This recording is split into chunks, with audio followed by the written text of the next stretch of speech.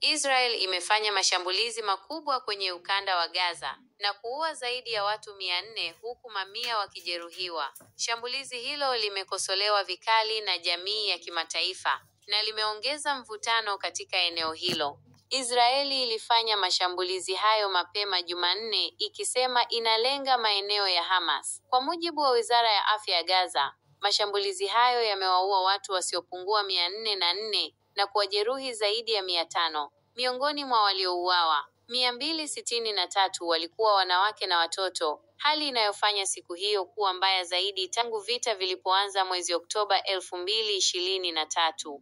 Mashambulizi hayo yameibua hasira kote ulimwenguni. Saudi Arabia imelaani vikali kitendo hicho na kuitaka Israeli kusitisha mapigano mara moja na kuwalinda raia. Nchi hiyo ambayo ilikuwa mbioni kuanzisha uhusiano wa kidiplomasia na Israeli kabla ya vita, imesisitiza kuwa haitachukua hatua hiyo hadi mapigano yatakapokoma na njia ya kuundwa kwa taifa la Palestina iwekwe wazi. Wakati huo huo, Katari, ambayo ni mpatanishi mkuu wa mizozo katika eneo hilo, pia imelaani mashambulizi hayo. Misri imeeleza kuwa mashambulizi hayo ni jaribio la kulazimisha Wapalestina kuhama Gaza kwa nguvu. Rais wa Misri Abdel Fattah al-Sisi na Emir wa Kuwait, Sheikh Meshaal al-Ahmad al-Sabah, wamekosoa mashambulizi hayo na kuyaita ukiukwaji mkubwa wa mkataba wa kusitisha mapigano.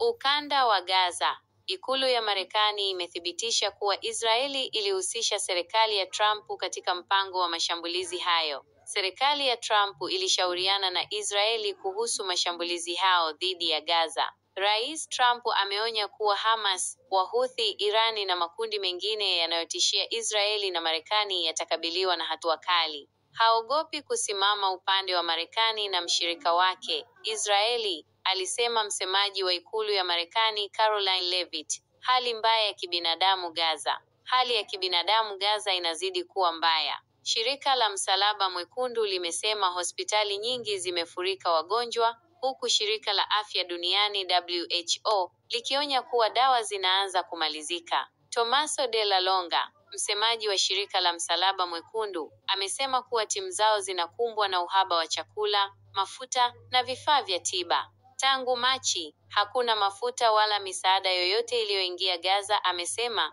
akiongeza kuwa huduma za ambulansi zinakabiliwa na hatari ya kusimama kabisa. Watoto ndio wanaoteseka zaidi, wakiwa tayari wamepitia miezi 15 ya vita visivyokoma. Hali hii ni ngumu sana, hasa kwa watoto waliopitia miezi 15 ya ghasia zisizo na kifani. Wengi wao wameathirika kisaikolojia na wamebeba makovu makubwa ya maisha yao, alisema Rosalia Bolen, msemaji wa UNICEG Gaza.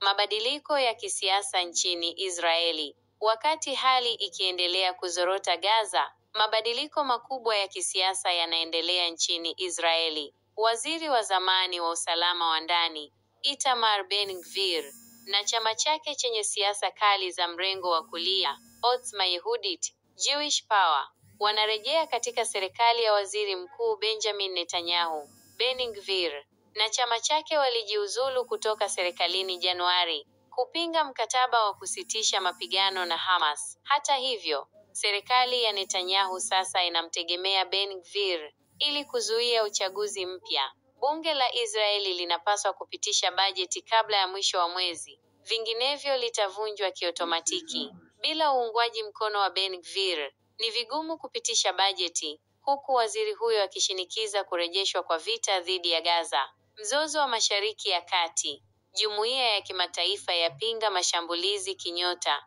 Nchi mbalimbali pia zimejibu mashambulizi haya. Ufaransa imetoa wito wa kusitishwa kwa mashambulizi mara moja, huku Uingereza ikikosoa Israeli kwa kuzuilia misaada ya kibinadamu Gaza, ikisema ni uvunjaji wa sheria za kimataifa. Hata hivyo, waziri wa baraza la mawaziri Pat McFadden amesema kuwa Uingereza haitapiga marufuku biashara ya silaha na Israeli, ingawa haikubaliani na adhabu ya pamoja kwa raia wa Gaza. Mashambulizi haya yamemaliza mkataba wa kusitisha mapigano wa miezi miwili na yanaashiria kuanza tena kwa vita vikubwa zaidi. Israeli inasema Mashambulizi haya ni majibu baada ya Hamas kukataa kubadilisha masharti ya mkataba wa kusitisha mapigano, lakini viongozi wa Palestina wanatahadharisha kuwa hali inazidi kuwa mbaya kwa raia wasio na hatia. Kwa sasa, diplomasia imeshindwa, hali ya kibinadamu inazidi kuzorota, na watu wa Gaza wanajikuta tena katikati ya ghasia.